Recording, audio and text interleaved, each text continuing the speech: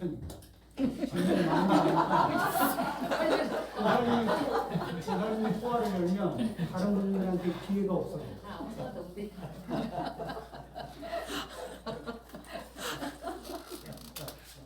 그러니까 그 기회는 충분합니다.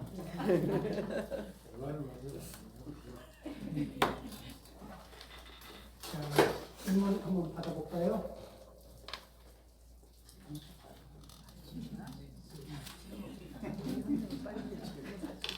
제가 먼저 해야 네. 되나요?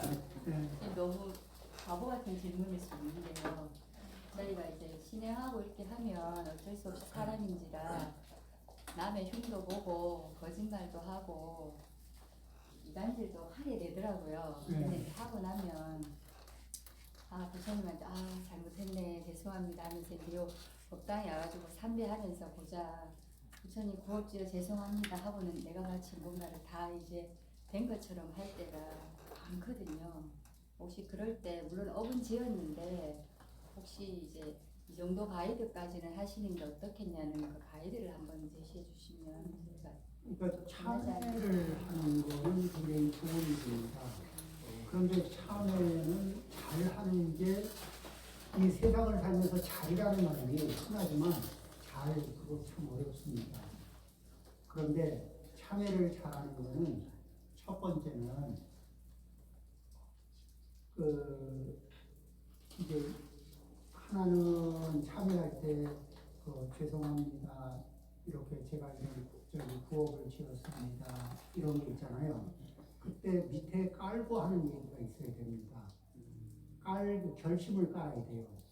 다시는 반복하지 않겠습니다. 하는 결심을 밑에 까는 거예요. 자, 이제 누가 저에게 용서를 구합니다. 그런데 아니면 제가 누구에게 용서를 구해요. 근데 제가 정말 결심을 합니다. 이 행동을 다시는 반복할 의사가 1도 없습니다. 이거를 이게 제 마음의 제 신구의 상업에 절절하게 자리를 잡았어요. 그리고 미안합니다. 정말 용서를 구합니다. 이렇게 얘기한다면은 그러면 이게 다시는 반복하지 않을 그런 마음의 준비, 이렇게 어의 조정 이런 걸 하고 이제 하게 되면 어떨까요? 네, 그래서 참여를 할 때 이 현재 나의 심리적인 부담을 덜기 위한 참여냐, 아니면 참여라는 과정을 통해서 내 신구의 업이 움직이는 방향을 그렇게 조정할 수 있는 거예요. 그렇죠? 그래서 이제 그 부분에서 그 순간순간에 진실한 노력을 하면서 진실한 노력을 매 순간 해도 매번 성공하지는 못해요. 그런데 10번도 찍고 진실하게 결심을 하면서 10번도 찍고 20번도 찍다 보면 그쪽으로 업의 물길이 바뀝니다. 그 다음에 또 하나는 대가를 좀 지불해 주면 좋아요. 대가 없이 이렇게 혼자 참여하고 혼자 마음의 부담을 덜면 다음번에 또 그 업이 편안하게 작동합니다. 그런데 대가를 지불한 거에 대해서는 우리가 자동차로 비유할게요. 자동차 타고 어디 가다가 거기에서 딱지 한번 끊기고 벌금 한번 내고 나면 그 자리에서 다시는 과속하고 싶은 습관이 안 나와요. 대가를 지불하는 게 중요합니다. 내 업을 바꾸는데 대가를 지불하는 게 나에게 손해인 것 같지만은 내 업에 가비를 시키는 데는 대가를 지불하는 게 좋습니다. 그러니까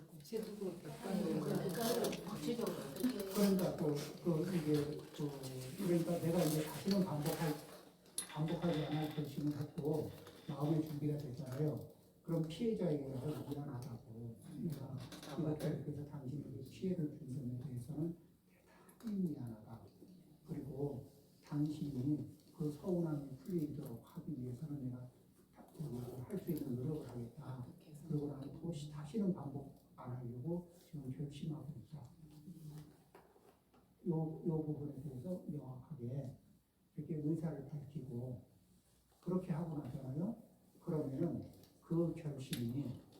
결심하는 거고, 그렇게 현실적인 대가를 지불하면서 결심한 거는 내 신구의 상업에 각인된 힘이 달라요.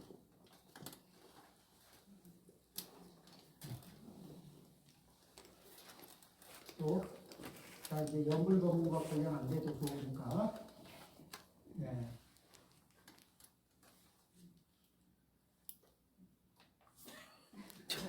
너무 처음으로 가네요.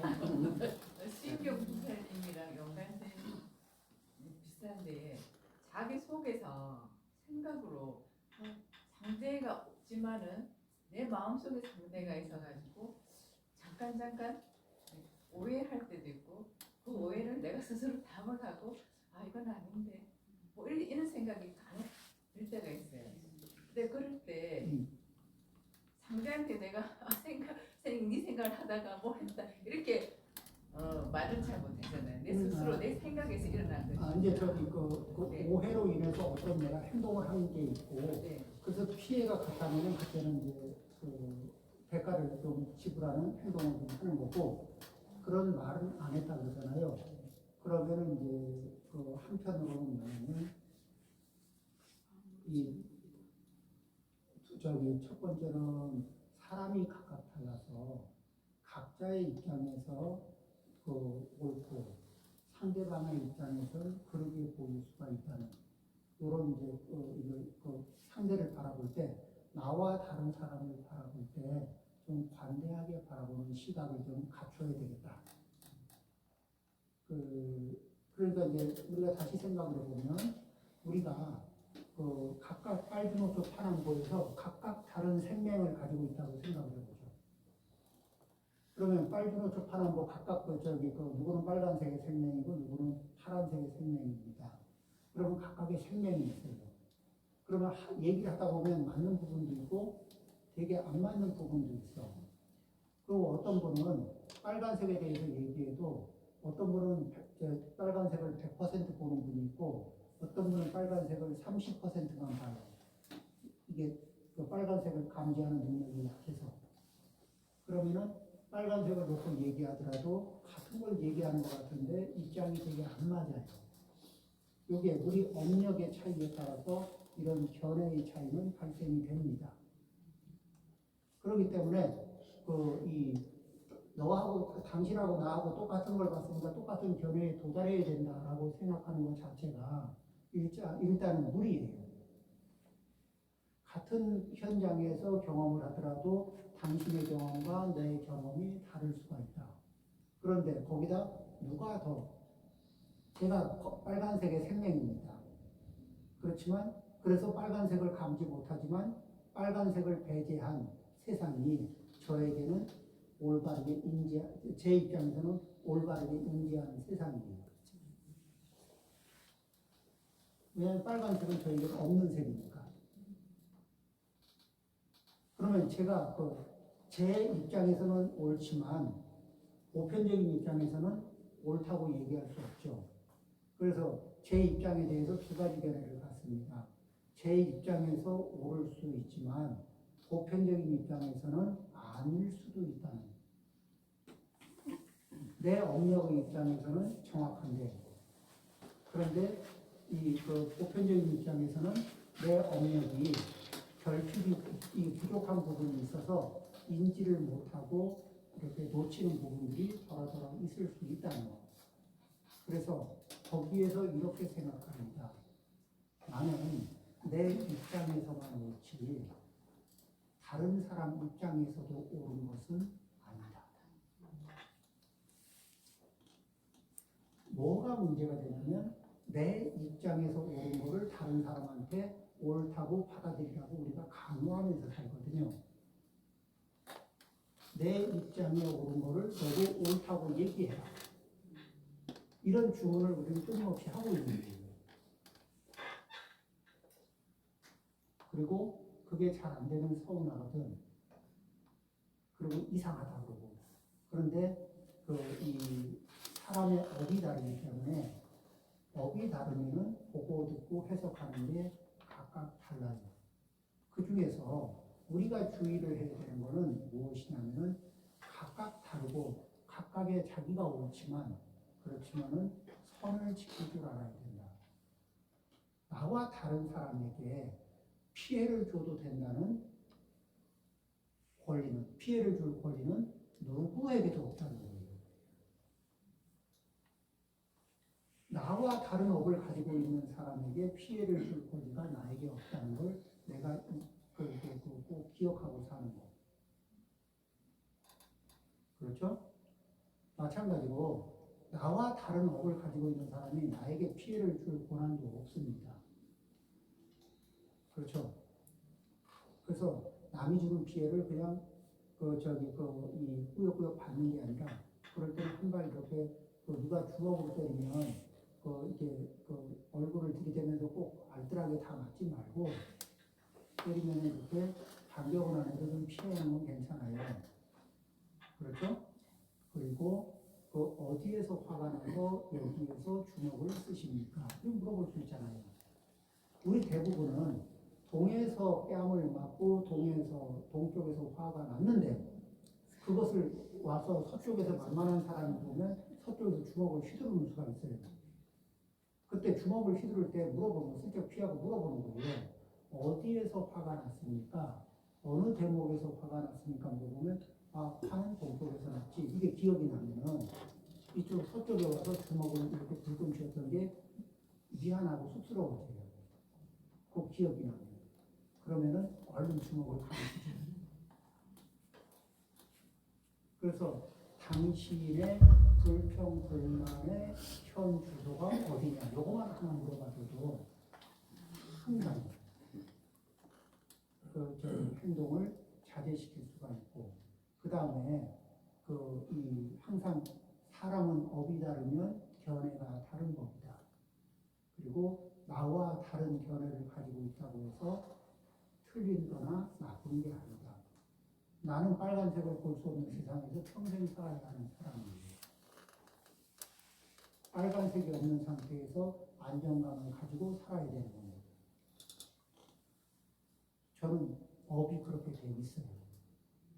그래서 둘 중에 나와 접촉하는 사람은 내가 빨간색을 인지 못한다는 것을 이해를 좀 해주고, 그 빨간색을 인지 못할 때 발생하는 위험이 있으면 그런 거는 때로는 좀 이렇게 알려주고, 또 특별히 위험하지, 빨간색을 인지 못해도 위험하지 않을 때는 놔둘 수도 있고, 이러면 그런 분은 뭐예요? 은혜로운 관계가 됩니다. 그렇겠죠? 네, 그러면 은혜로운 관계가 되는 거예요. 그런데 별로 위험하지 않을 때는 그것도 못 알아보냐고 잔소리하고, 정작 위험할 때는 쌩까고, 이러면은 이제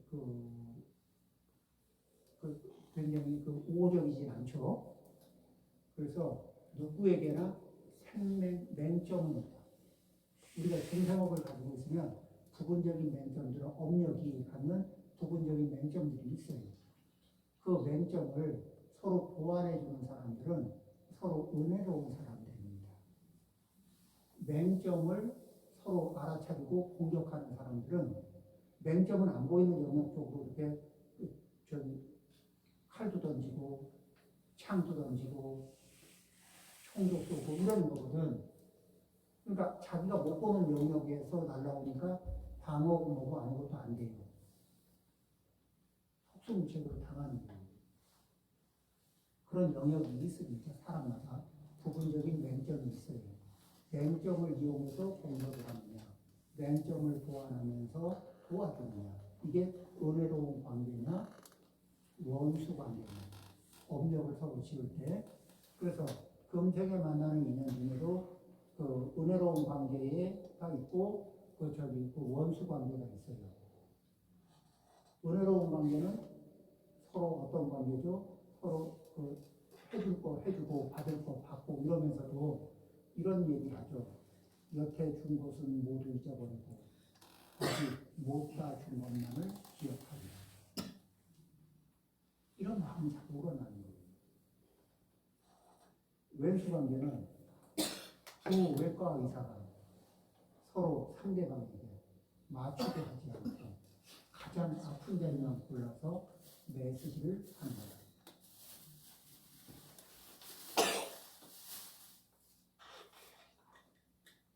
그렇죠? 그래서 그런 부분에서 그러니까 좀 이제 나하고 다른 것에 대해서 반대하고 그렇지만 누구도 나와 다르기 때문에 공격을 받아야 한다든지 또는 나와 자기가 다르다고 해서 내가 공격을 받아야 할 그런 건 아니죠. 그리고 기본선을 다른 사람의 권익을 침해하는 그런 선은 그런 거는 권장이 안 됩니다.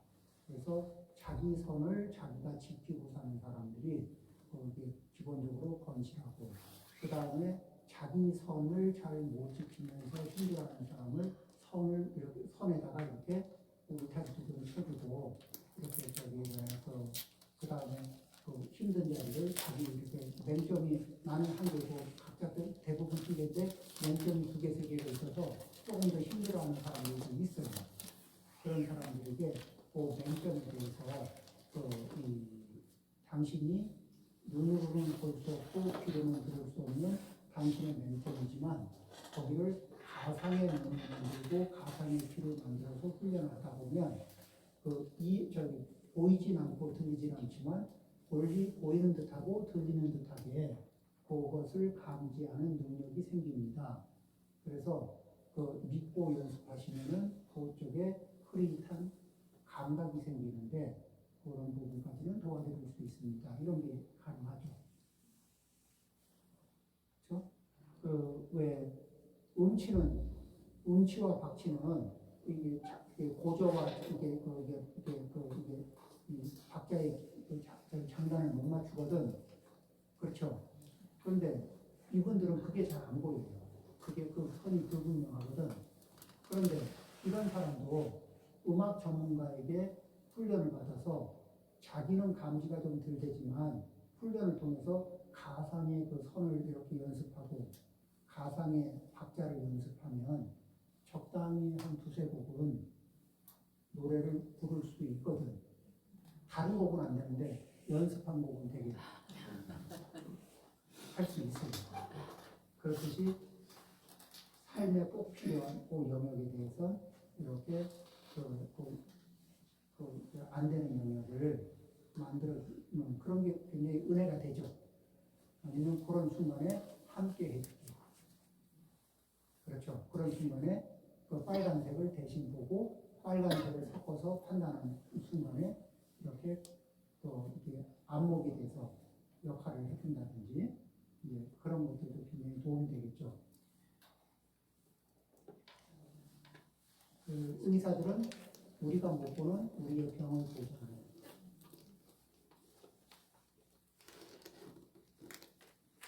그렇듯이 그런 부분들이 있고 해서 그렇다는 것. 그래서 말씀하신 대로 가능하면 이제 그런 문제가 안 생기게 하는 방법으로는 사람마다 기본적으로 약점이 있고 나와는 다르다. 나와 같다는 전제하기 때문에 이상한 거거든요. 나와는 같지 않다. 다만 그 사람이 해를 끼치느냐 안 끼치느냐 그건 굉장히 남에게 해를 끼치고 있으면은 그거는 이렇게 조금 뭐냐면 어떤 방편을 써야 저분이 자기에게 남에게 해를 가할 권리가 없다는 걸 이해할까. 본인에겐 그럴 만한 권리가 있다고 생각하기 때문에 그 행동을 하거든. 권리가 없음에도 불구하고. 그래서 그런 부분을 이 옥박지려서 되는 게 아니라 내가 권리가 있는 줄 알고 행동했는데 가만히 보니까 권리가 없어. 그 권리가 없다는 것을 자각하는 순간에 이게 그 행동은 많이 멈춰지게 되거든요. 그런 것들이 있답니다. 네. 스님, 저는 이제 극락세계 아미타불에 대해서 여쭤보고 싶은데요. 저희 친정엄마가 올해 93세인데 저는 엄마가 극락세계를 가셨으면 좋겠는데 엄마를 위해서 제가 아미타불에 제가 대신 지내도 되는지. 그 이제 저희 첫 번째는 이제 그 모친하고 같이 지내고요. 아니에요. 떨어져. 그 이제 이 모친의 그 정신 상태는 좀 어때요? 좋아요. 좋으면은 그 가능하면은 이제 이렇게 그 녹음 테이프 저기 이렇게 좋은 거 있죠?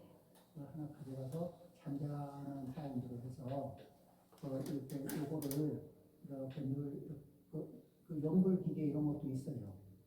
그런 걸 하나 찾아가지고 그런 거를 해서 이제 이렇게 그 어머니 요거 이렇게 꽂아놓고 틀어놓으면 24시간 계속 돌아가거든요.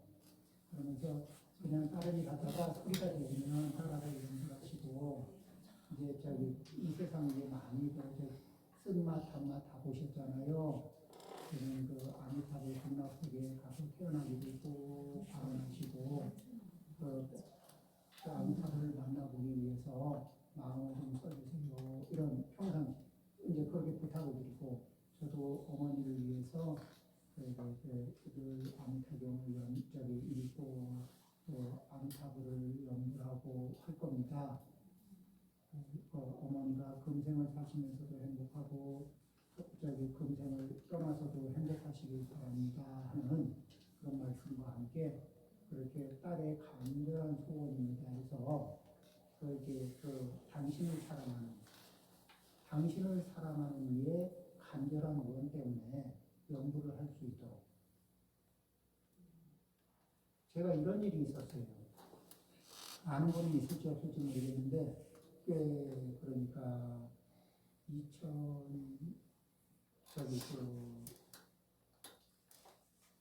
98년도쯤에 있었던 일인데 그 양산에 김정일이라고 하는 분이 살았어요. 그 아는 분은 알고 모르는 모를 겁니다. 그분이 이제 통도사 관음전에 와서 기도도 많이 하고 이렇게 사셨는데 제가 처음 접한 거는 병원에 계실 때예요. 그리고 의식이 없는 순간이었습니다. 제가 이제 아는 지금 정법사 주지를 하고 있는 광우 스님하고 인연이 있었어요. 그래서 그분이 같이 병원에 가보자고 해서 갔죠. 갔는데 눈이 이렇게 막 보는 거예요. 그래서 이분이 마음이 불안하구나. 가족들한테 이제 사정을 물어보니까 둘째 아들이 뭔가 중요한 시험을 앞두고 있는데 걱정이라는 얘기도 좀 듣고 그 다음에 또 무엇을 걱정했나 물어보니까 그분이 부자였어요. 재산이 좀 있는 분인데 그 시동생이 한 20억인가 30억을 가져다 썼는데 홀랑 까먹었어. 그러니까 형수 입장에서 엄청 미워요. 그럴 수 있죠. 그런데 이제 당신이 떠나면 이렇게 가족들이 저기가 다 이제 우애가 다 깨질 거를 크게 염려했다 하더라고요. 그래서 의식도 돌고 의식도 불분명한 중환자 환자 상태인데 그분에게 귓속말로 이분을 정말로 좀 편안하게 보내고 싶냐 하니까 부인이 그렇다면 도저히 당신이 용납할 수 없는 일을 좀 해야 되겠다. 뭐니? 첫째, 시동생이 와 있대요. 꼴보기 좋으냐 안 좋으냐. 그렇더라도 진심으로 마음에 내려놓고 시동생한테 돈을 돌려받을 가능성은 100% 없대요. 왜? 돈이 없으니까. 그러면 못 돌려받을 그것 때문에 미워하면서 남편을 힘들게 보낼 거냐? 아니면 어차피 못 돌려받을 건 못 돌려받는 거고 더 피해 볼 거 아니니까 여기에서 시동생을 용서해라. 그리고 그것도 남편의 병상에서 남편이 들을 거다 못 들을 거다 고민하지 말고 병상에서 남편이 듣도록 화해를 해라. 그러니까 긴가민가 하지만 스님이 얘기하니까 알겠습니다. 시동생을 불러서 화해를 했어요. 그러고 나니까 이제 조금 이게 돈은 무동자가 조금 상대적으로 안정이 됐는데 거기다 귀에다 대고 얘기를 했죠. 내가 들어보니 당신이 한평생을 이렇게 관세음보살님 기도를 했다는데 이렇게 한평생 공부한 사람이 마지막을 이렇게 당황해서 볼 일이냐. 거기다가 당신은 그렇다고 치더라도 한평생 공부했다는 사람이 둘째 아들 지금 큰 시험을 앞두고 있는데 당신이 이렇게 불안한 모습으로 있으면 자식이 어떻게 시험에 전력 지구를 하느냐. 자식을 위해서 뭐 남은 힘 아껴서 뭐 하겠냐. 관세음보살님을 염하면서 자식의 앞날을 살펴줄 기도를 좀 열심히 하다가 그 이제 자식을 위하는 마음이 간절했는지 눈동자가 안 되는데도 호흡이 깊어지고 그리고는 그날 저녁에 밤에 하나님 갔다 옵니다. 그런 일이 있었습니다. 그러니까 간절하게 위하는 사람이 있으면 마음을 움직일 수가 있습니다. 도와주시죠. 그 다음에 이제 많은 질문이 준비된 김기영 대사님 맞습니다. 제가 최근에 제가 해온 패턴을 되도록 하게 된 계기가 있었는데요. 살면서 저와 친한 사람이거나 친하지 않은 사람이 저에 대해서 이렇게 그리고 얘기를 하게 되잖아요.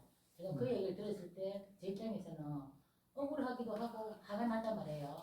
그래서 또 제 이 감정이 솟구친 이거를 주변에 쏟아내야 제가 편해질 거 아니에요. 그래서 주변에 아는 사람한테 내가 이런 일을 당했다 하면서 막 얘기를 하고 그 사람이 난 이렇게 했다 저렇게 했다 하는 이런 걸 할 때에 제가 의도는 그렇게 하지 않았는데 그 상대방을 어떻게 하겠다는 의도는 넣지 않았는데 저의 억울한 감정이나 그런 화난 감정을 상대방한테 말하다 보니 상대방도 저한테 동조를 하면서 같이 그런 감정 개입도 되면서 편을 들면서 자기도 모르게 자기도 모르는 그런 말을 내뱉을 거 아니에요. 이제 그런 걸 보면서 제가 의도하진 않았는데 제가 들은 말을 내가 이랬다고 이 사람한테 또 옮기는 거니까 이간질을 하고 그런 행위를 하면서 제가 구업에 있는 이간질과 모든 그 구업에 다 포함이 되는 거라를 제가 느끼고 알게 됐는데 그랬을 때 제가 저의 이 행동이 제가 다시 그 말을 듣고 말을 전한 상대들한테도 제가 더 많은 죄를 짓는 겁니다. 그 상대방들한테도. 그 이제 첫 번째는 뭐냐면 비난을 받을 건데 네. 비난은요 부처님이 누구한테 나쁜 짓을 해서 비난을 받을 수는 없죠.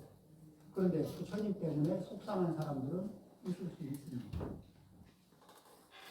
그러니까 부처님이 누구를 괴롭히지 않아도 부처님 때문에 속상한 분들이 그 부처님이 이렇게 제자들을 많은 이들을 가르쳤고 그분들을 가르치니까 그분들이 빨리빨리 이렇게 알아하면 되고 이렇게 수행의 성취를 내고 그렇게 되다 보니까 다른 사람 제자로 있던 분들도 부처님한테 와서 부처님의 제자가 되고 또 훌륭한 성인이 되고 이런 일들이 생기면서 상대적으로 비교에 떨어지게 되면은 그러면은 이제 그분들은 굉장히 우라가 생길 수가 있잖아요. 그렇게 해서 또 부처님을 비난하기도 하고 그 다음에 또 부처님이 너무 커서 잘 안 보여. 그러면 그냥 자기 감량으로 비난할 수도 있어요. 여러 가지 때문에 부처님의 비난은 한가닥습니다. 또 우리가 알고 있는 공자님 얼마나 비난을 받았는지 몰라요. 비난 많이 받았습니다. 그런데 공자님이 그렇다고 누구 욕먹을 짓을 하는 사람이냐 그것도 아닌데 그래 욕을 많이 먹었어요. 우리는 훌륭한 면만 보고 있지만 욕먹은 대목들이 참 많습니다. 그 다음에 저쪽에 서양에서는 이렇게 보면 착한 말만 잔뜩 하다가 왔는데 그 십자가에 매달려 돌아가셨어요. 그런 분들이 있습니다. 그렇죠? 그 다음에 거기 플라톤 전집에 보면은 거기에 그 주인공으로 등장하는 소크라테스라는 분이 있어요. 이분이 그 지금도 이제 지혜롭기로는 인류사의 이 랭킹을 다투는 분인데, 그리고 또 그 인간들에게 끼치는 이익이 굉장히 크거든. 인간을 지혜롭게 하는데, 근데 이분이 그 마지막으로 갈 때 독약을 선물받았어요. 이런 거를 보면은 꼭 잘못해서만 비난을 받는 것도 아니지만 잘못 안 해도 이렇게 비난을 받는데 자기하고 입장이 다르거나 자기 입장에서 내가 잘못했거나 이러면 나에 대한 비난은 기본적으로 생기고, 그 다음에 나하고 업이 다르면은 기본적으로 좀 불평불만이 쌓여요. 그럴 때 조금 아까 얘기했던 것처럼 각자의 업이 다르거든. 그래서 보는 자리에서 해석하는 자리에서 그 내용이 조금 달라질 수 있어요. 그러니까 내가 보고 듣고 판단한 것이 옳다. 내가 옳다라는 데 집착하면은 나와 다른 결례를 내는 사람들은 다 틀려먹은 거예요. 그런데 내 업이 다르면은 업이 다르다는 걸 인정을 하면은 자 보세요. 우리가 식당에 들어갔습니다. 나는 오늘 김치찌개를 먹는 게 날도 꾸리꾸리하고 이렇게 칼칼하게 김치찌개 먹는 게 맞다고 하는데 굳이 짜장면을 먹겠다는 사람이 있습니다. 이 꾸리꾸리한 날 무슨 짜장면을 먹고 칼칼한 게 맞지? 내 입장은 그래요. 근데 그거는 짜장면이 맞을 수 있습니다. 실제 이런 꾸리꾸리한 날 짜장면 먹고 나니까 컨디션이 좋더라. 이런 분이 있는 거예요. 업력의 차이예요. 그래서 그런 부분에서 그 다음에 나는 내가 속에 답답한 에너지가 있어서 불평불만을 표시하지만 내가 불평불만을 표시할 때는 답답한 에너지를 청소하는 과정이거든요. 그런데 다른 사람이 나에 대해서 불평불만을 할 때는 내가 듣기에는 나를 공격하는 소리가 들립니다. 그렇다면 다른 말로 내가 불평불만을 할 때는 다른 사람을 공격하는 소리예요. 그리고 공격을 받으면 사람들이 이상하게 공격받고 가만히 있는 사람들은 부처님은 공격받고 가만히 있었어요. 소크라테스도 공격받고 그렇게 받아치고 때리고 안 했어요. 공자님도 당연히 점잖으니까 그런 거 안 했지. 근데 그런 분들 말고는 이 받아치거든요. 억울함을 토로하면서 속에 또 이 불편한 에너지가 꽉 쌓이거든. 그럼 그걸 청소하기 위해서 또 노력합니다. 그러면 그것이 또 적반하장으로 공격하는 듯한 에너지로 또 비춰져요. 그렇죠? 그래서 이 세상을 살면서는 기본적으로 나와 다른 사람이 나에 대해서 내 의견과 다른 해석을 할 소지가 얼마든지 있다. 그렇죠? 안 싸우는 사람은 그런 일을 안 당해서 안 싸우는 게 아니라 그래, 당신 입장에서는 그럴 수 있지, 당신 입장에서는 그렇게 볼 수 있지 이러고 넘겨주면은 그냥 대수롭지 않게 넘어가요. 근데 거기에서 탁 걸려서 팍 해지면은 그때부터 뭐냐면 이 전투 에너지가 이게 에너지를 꽉 채우면서 만렙으로 올라옵니다. 그러면 전투 에너지가 올라오잖아요. 그럼 상대의 이것을 투력이 전부 다 공격 에너지를 일궈줘요. 그래서 상대의 이것을 투력에 민감하게 반응하면서 뭔가를 해야 될 것 같은 이런 압박감을 느껴요. 이런 일들이 이제 그렇게 계속 반복되면 내가 선의를 가지고 많은 행동을 했지만 내 선의는 사라지고 내 전투력에 의해서 서로 상처내고 상처받은 그런 흔적들만 남을 수도 있습니다. 그래서 첫 번째 그런 일들이 생길 때 억울한 이 업장을 소멸할 때 첫 번째는 억울한 일이 생길 때 사람은 각각 다르니까 다르게 행동할 수도 있고 또 보고 듣는 입장이 다르니까 다른 해석을 할 수도 있고 사람들은 특별하게 수행하기 전에는 이기적인 품성이 있으니까 자기 유리한 대로 해석할 수도 있겠지. 그거 자기만 하나? 나도 하지. 이런 정도의 생각만 해도 내 안에서 분노 에너지가 훨씬 줄어듭니다. 그렇게 분노 에너지를 적게 일으키잖아요. 분노 에너지가 일어나면 첫 번째, 나의 소화 기능을 장애합니다. 손발이 차집니다. 그렇죠? 그 다음에 좀 분노 에너지가 올라가는데 시원하게 내쏘지 못했으면 편도가 올 수도 있습니다. 그리고 편도성도 생겨요. 피부 건조증 때문에 이렇게 스킨케어를 받아도 효력이 안 납니다. 뭐 기타 등등에 이렇게 모발에 이게 뭐죠? 그 자리가 이게 분노 에너지에 의해서 이게 말라요. 그래서 이게 머리가 쉽게 빠질 수가 있어요. 그러니까 이런 것들. 그러니까 소화가 잘 안 되니까 좋은 음식을 먹어야 소용없고 먹어도 영양도 안 가고 여러 가지 소모가 많이 나요. 분노 에너지가 섭섭하고 분한 에너지가 속에 쌓이면 제일 먼저 누구를 공격하냐면 나를 공격합니다. 그 다음에 예민해진 감으로 내 입장에서는 그럴 수밖에 없는 행동을 하지만 사람들이 나를 고슴도치로 볼 수가 있어요. 그러면 내 마음은 선의로 움직였는데 나를 고슴도치로 해석하는 이 세상이 한없이 서운해지는 거예요. 그래서 그런 부분에서 3년 기도를 합니다. 3년 동안은 별의별 문제에 시비를 논하지 않습니다. 그러니까 누가 좋은 말을 해도 나무 아미타불. 또 안 좋은 말을 해도 아미타불. 그냥 아미타불로 그냥 마감을 하는 거예요. 겉으로 해도 좋고 속으로 해도 좋고 아미타. 그러니까 감사합니다. 아미타불. 미안합니다. 아미타. 섭섭합니다. 아미타. 정말 미워요. 아미타. 모든 표현을 아미타불 하나로 통일합니다. 이렇게 한 3년을 살아보면 그러면 여러 가지 감정들이 상당히 평등해집니다. 상당히 평등해졌을 때 내 인생이 굉장히 평온해집니다. 그래서 감정의 끄트머리에서 시원하게 하는 게 아니라 내 마음의 진동수를 낮추는 게 관건입니다.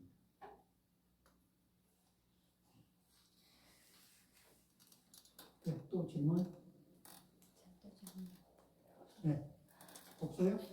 저는 같이 이렇게 같이 점검하는 그 모임이 있거든요. 네.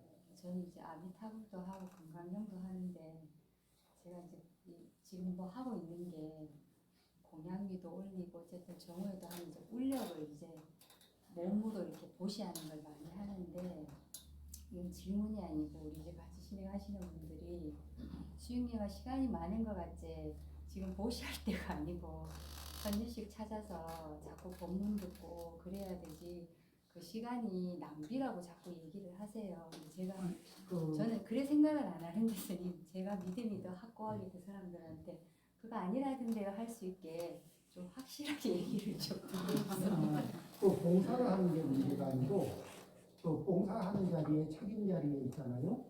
그러면 제일 중요한 게 도움을 청할 줄 알아야 됩니다. 도움은 누구에게 청하냐면 가까이 있는 사람에게 청하면 됩니다. 그러니까 그러니까 일을 할 때 뭐냐면 친밀하거나 조금 덜 친밀하거나를 넘어서 뭐를 하냐면은 그냥 그 주변에 가까이 있는 분들한테 이렇게 부탁하고 도움을 청하고 이런 과정들을 거쳐 지나가잖아요. 그러면은 뭐가 되냐면 나는 평등심을 공부하는 거예요. 내 업이 평등심에 다가가는 거예요. 그게 공부입니다. 평등심을 공부할 수 있는 기회입니다. 누구에게 이타적인 마음을 쓰기도 하고, 근데 이타적인 마음이 평등심을 기반으로 할 때는 그게 굉장히 큰 파워를 내거든요. 그런데 친한 쪽으로만 흐르면은 그러면은 이제 저기 이 친환적으로 보면은 애를 써도 뭐냐면 그 봉사라든지 또는 저기 좋은 일에 의미 있는 일에 참여하는 이 보살님하고 친한 사람도 하고 싶어 하겠지만은 안 친한 사람도 덜 친한 사람도 하고 싶어 할지 모르거든요. 그래서 그런 문제에 있어서 이게 뭐냐면 보살님은 그런 일을 하면서 직접 많이 하는 게 중요한 게 아니라 판을 깔고 도움을 요청하는 게 중요합니다. 그리고 도움을 요청할 때는 신소를 넘어서 가까운 데 있는 사람들에게 먼저 부탁을 하는 거예요. 그런 식으로. 그러면은 그게 보살님이 공부할 때라고 얘기 안 하고 공부도 잘하고 봉사도 잘하는 거예요. 그럴 수가 있어요. 주 포인트는 뭐냐면은 거기에서 그 부분을 하나 넘어가야 할 공부자리로 한번 생각을 해보시면 어떨까 싶습니다. 평등심의 기준은 예. 질문이 아니 괜찮습니다. 제가 좀 궁금한 게 예. 우리가 부처님인데 예. 그 부처님의 명목 이렇게 부처님이라는 분이 정확하게 서가모니 부처님을 말씀하시는지 아니면은 또 더불어서 아미타 안센보살님도 부처님이신지. 그러면 이제 그 얘기 말씀드릴게요. 우리가 이제 이렇게 보면은 이제 나한열에 가면은 각각 모습이 같은가 다른가요? 다르죠. 그래서 그건 왜 그러냐면은 그분들이 근데 자세히 보면은 못되게 생겼나요? 아니면은 되게 이렇게 자세히 보면 인자한데 이게 한발 떨어져서 보면 각각 이렇게 개성이 되게 선명하죠. 그걸 뭐라 하냐면 마음 본심은 청정한데 억습이 남아있다 이렇게 보는 거예요. 그런데 보살님들이나 부처님은 이 상호를 보면은 상호만 봐가지고 어느 부처님이다 어느 보살님이다 구별돼요 안 돼요? 안 되죠. 그거는 뭐냐면 억습이 빠진 상태에서 같은 마음자리예요. 그러면은 그 중에서 여기는 어떤 부처님은 뭐라 그러냐면 각자 부처님이 역량은 동일하신데 원력이 달라요. 나는 이런 분들을 대상으로 교화를 좀 하겠다는 원력을 가지신 분입니다. 또 저런 부분의 특징을 가진 분들에게 이렇게 교화를 하겠다는 원력을 가지신 분. 그러니까 역량이 동일하니까 당신들끼리는 다 통해요. 그런데 원력이 다르니까 활동 범위가 좀 다르게 표현되는 거예요. 그러니까 동일하게 볼 수도 있고 다르게 볼 수도 있어요. 그래서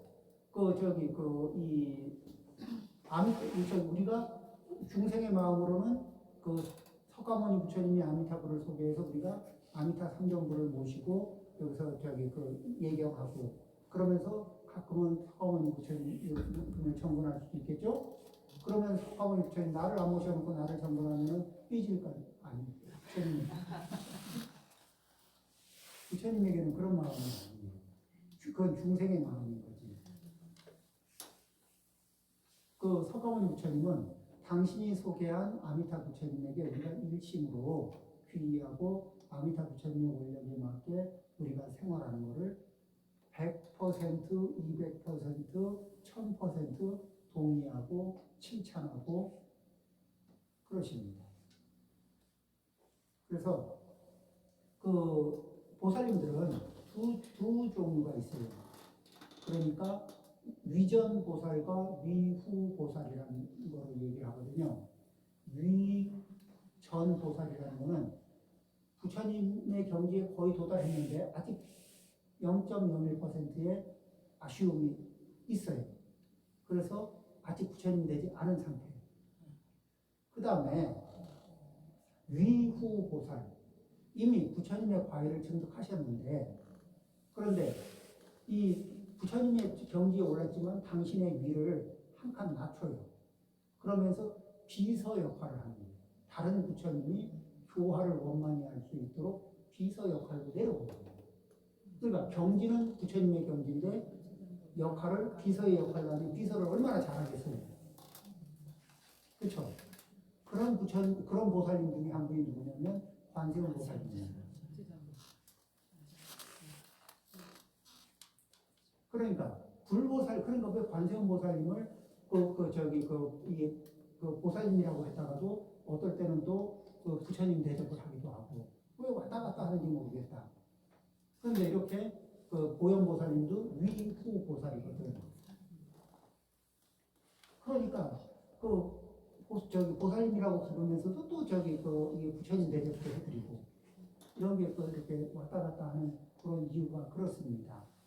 근데 그런 경지에 오르셔서 다시 조수 역할을 하면서 그러면서 한 부처님의 조화가 원만히 성취될 수 있도록 도와드리는 거예요. 심량이 우리 중생의 심량하고는 기본적으로 다르거든요. 그리고 우리는 그러한 마음을 내가 대장할 수도 있고 리더가 될 수도 있지만 또 다른 분이 리더를 잘할 수 있도록 이 서포트하는 위치에서 이렇게 역할을 잘 해준다는 거.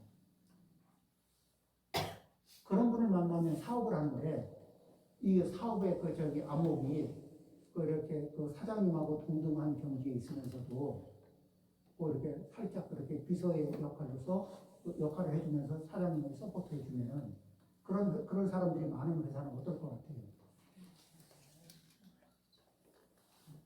그렇죠?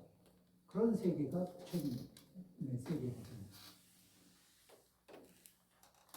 자, 그렇습니다. 그래서 우리가 살짝 헷갈리는 거는 그런 말도 안 되는 원력과 말도 안 되는 실천력과 말도 안 되는 겸손과 공경을 담고 있는 분들이 부처님이기 때문에 그런 현상들이 발생되는 겁니다.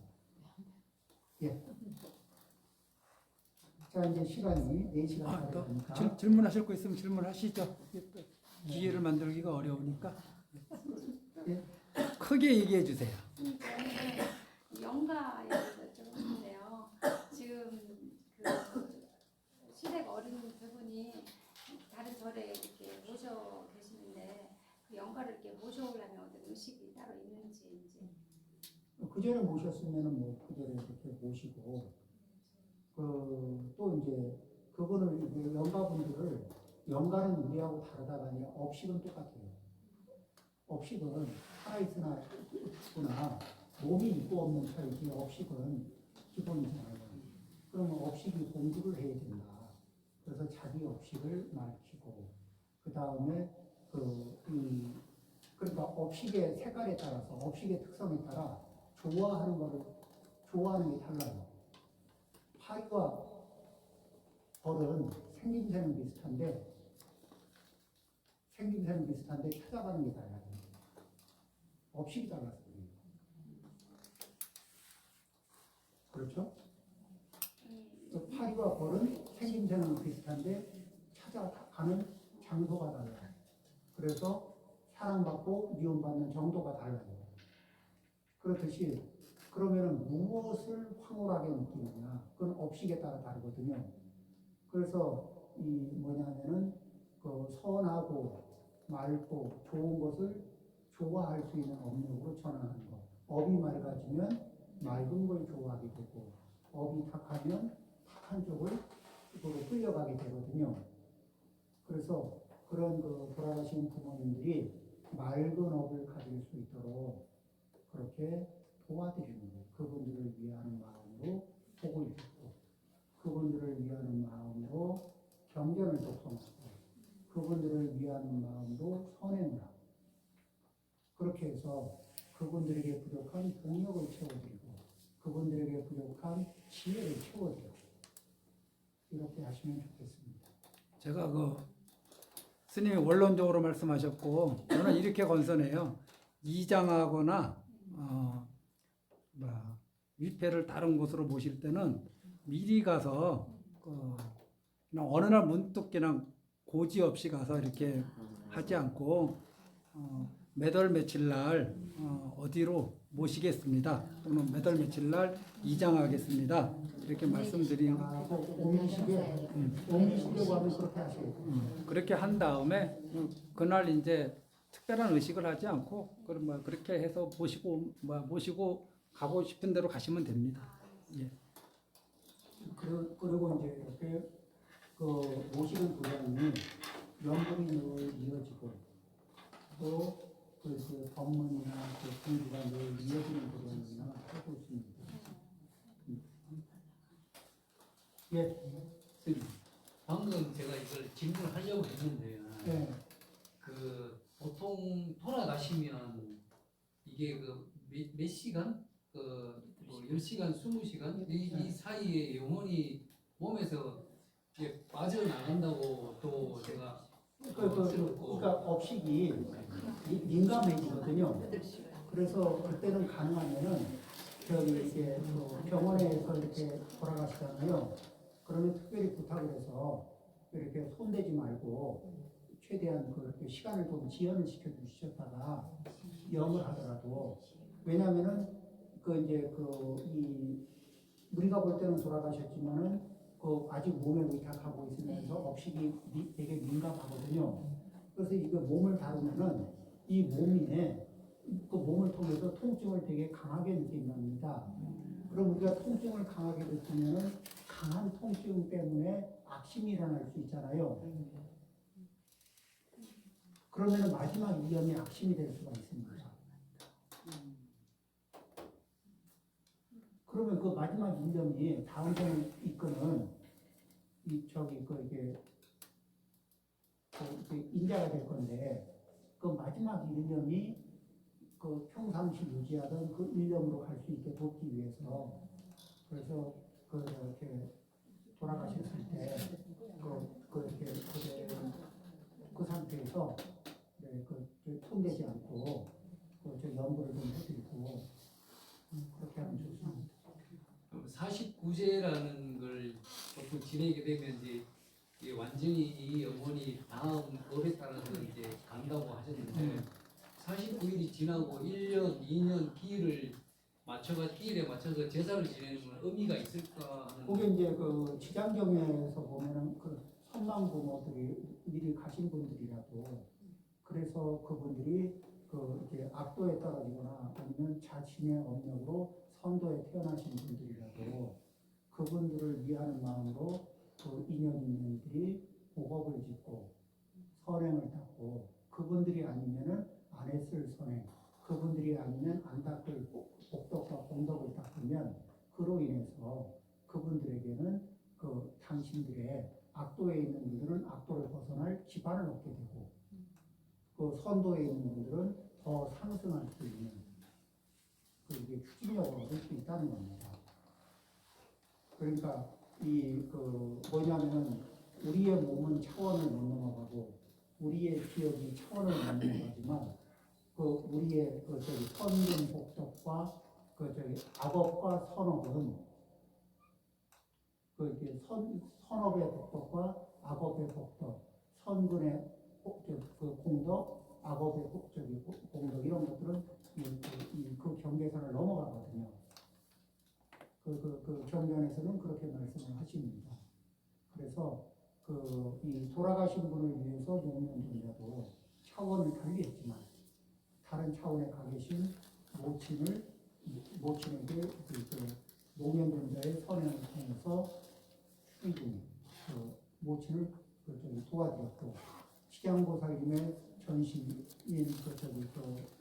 치장보살님의 이 전신에 바람은녀였을 때도 광목녀였을 때도 그 모친이 불행한 처지에 자기 업력 때문에 불행한 처지에 놓여 있을 때 그런 다른 분들의 그런 노력, 자기 딸의 노력 그리고 그 딸의 노력에 영향을 입어서 선도에 태어나는 그런 이제 또 업력을 빨리 소멸할 수 있는 기반을 확보하는 그런 기회를 얻게 됩니다.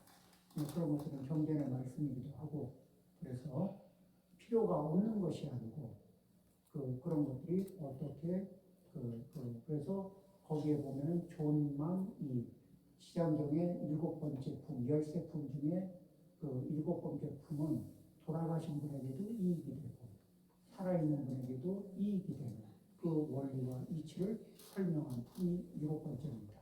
예, 그런 게 있습니다. 자, 오늘은 이야기가 많지만 오늘 한 이 정도에서 하고 그 다음에 또 주지스님한테 그 다음에도 또 이런 연불법회를 해달라고 하면은 그러면은 이제 그 또 기회가 생기겠죠? 자, 한번 질의응답을 해보니까 어떻게 질의응답 해볼만 해요? 네. 어디 다른 데서만 증문즉설이 되는 건 아니죠? 기타종사도 되는 거 맞죠? 그러면은 그 주지스님을 쫄라서 또 다음에 이 법회를 또 열어달라고 하세요. 맞습니다. 네, 수고하셨습니다.